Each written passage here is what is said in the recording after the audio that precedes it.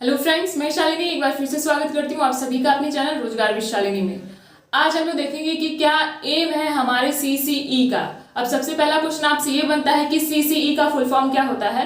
तो अगर आपको पता है तो आप लोग कमेंट बॉक्स में कमेंट करिए। मैं आपको बताती हूँ, सीसीई का फुल फॉर्म होता है कंटिन्यूअस एंड कॉम्प्रिहेंसिव इवेल्युएशन, यानी कि सतत और व्यापक मूल्यांकन। सतत यानी कि लगातार और व्यापक यानी कि हर एक पहलुओं का मूल्यांकन करना, चाहे वो हमारे शैक्षिक हो, चाहे शैक्षिक से बाहर हो, चाहे सह शैक्षणिक हो, चाहे कितने भी हमारे वर्ग हो, हमारे स्टूडेंट से रिलेटेड हो, उन सब का मूल्यांकन करना चाहिए, उन सब का इवेल्युएशन करना चाहिए, ताकि पूरा का पूरा होल डेवलपमेंट हो सके। सिर्फ और सिर्फ एक ही फील्ड में नहीं, हम उनका अच्छे तरीके से सर्वांगीण विकास कर सके, इसलिए हमारा सीसीई है। तो ये तो हो गई इसकी डेफिनेशन की सीसीई क्या है। सीसीई में हम लोग कंटिन्यूअस और कॉम्प्रिहेंसिव इवैल्यूएशन करते हैं। लेकिन आपसे ये क्वेश्चन पूछा जाता है कि आखिर सीसीई का एम क्या है, तो आपको उसका एम भी पता होना चाहिए कि सीसीई का एम क्या है। तो मैंने यहाँ पे लिख दिया है। सबसे पहले अगर आप लोग इसका स्क्रीनशॉट लेना चाहें तो ले सकते हैं। मैं इसको 1 बाय 1 करके एक्सप्लेन कर रही हूँ कि आखिर सीसीई का एम क्या है। तो फर्स्ट पॉइंट लिखा हुआ है कि मूल्यांकन की निरंतरता और नियमितता पर जोर देना, यानी कि अगर हम लोग किसी भी चीज का इवैल्यूएशन कर रहे हैं तो हम लोग को ये नहीं करना है बच्चे के साथ कि चलो हम लोग उसका 1 महीने बाद इवैल्यूएशन करेंगे और देखेंगे कि वो क्या कर रहा है। हमें ऐसा नहीं करना। वो जो कुछ भी काम कर रहा है, चाहे वो अच्छा काम कर रहा है, चाहे वो बुरा काम कर रहा है, किसी भी तरीके से, चाहे वो अच्छा परफॉर्मेंस दे रहा है अपने क्लास में, चाहे थोड़ा बड़ा वीक हो गया है, हर एक चीज का मूल्यांकन करते हुए चलना है। क्योंकि लास्ट में जो एक मूल्यांकन, जो एकदम लास्ट का रिकॉर्ड जो निकल के आएगा, वही बच्चे की प्रोग्रेस को डिसाइड करेगा और वही बताएगा कि आखिर बच्चों के साथ हम लोग का अगला व्यवहार किस तरीके से है, अगला टॉपिक या अगली चीज जो हम लोग उनको सिखाने वाले हैं वो किस तरीके से सिखाएंगे।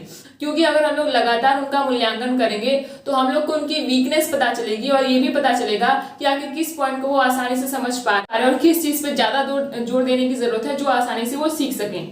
तो हम लोग लगातार मूल्यांकन करके उनके अंदर जो भी चीजें कमियां हैं उनको हम लोग सुधार सकते हैं। पहला पॉइंट।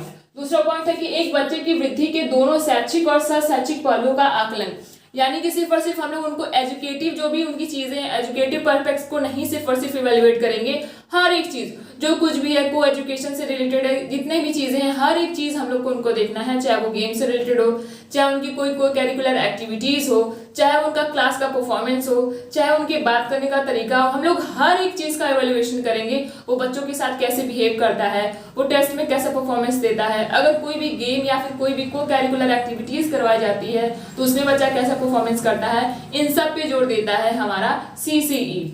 थर्ड पॉइंट है कि विचार प्रक्रिया पर जोर दें और रटने पर जोर न दें, यानी कि हम लोग को जो कुछ भी वहां पे बच्चों को बताना है वो समझा के बताना है, ना कि उनको रटवाना है। क्योंकि सीसीई में छात्रों के विकास के सभी पहलू शामिल हैं। अब देखिए, आप लोग कोई चैप्टर उनको रटवा सकते हैं, कुछ भी चीजें लर्न करवा सकते हैं, लेकिन क्या आप गेम खेलना उनको सिखा सकते हैं? ऐसे रटवा सकते हैं कि तुमको अब कूदना है, अब तुम रट लो, तुम्हें कूदना है, अब तुम्हें भागना है, ये रट लो। नहीं, वो समझेगा कि उसको कब कौन सा हिट करना है, कब उसको क्या चीज करना है, उसको दौड़ना है, कब क्या चीज उसको लर्न करना है, किस तरीके से वो अपने दिमाग का भी यूज करके करेगा, यूज करके पढ़ेगा या कोई भी काम करेगा।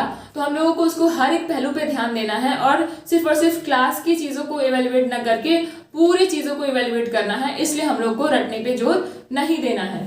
नेक्स्ट पॉइंट है कि आवश्यक सुधार करने के लिए सीखने के तरीकों का रिकॉर्ड करना, यानी कि जो कुछ भी हम लोग उसके अंदर सुधार करना वो हम लोग एक रिकॉर्ड बनाएं। ये नहीं हाँ हम लोग नोटिस कर ले कि अच्छा इस चीज में ये कमी है अब उसको छोड़ देंगे, नहीं, हम लोग हर एक चीज का रिकॉर्ड बनाते हुए चलेंगे और लास्ट में जो मूल्यांकन होगा वो हमारा डिसाइड करेगा कि बच्चों को हम लोग को किस तरीके से पढ़ा के आगे और अग्रसर करवाना है।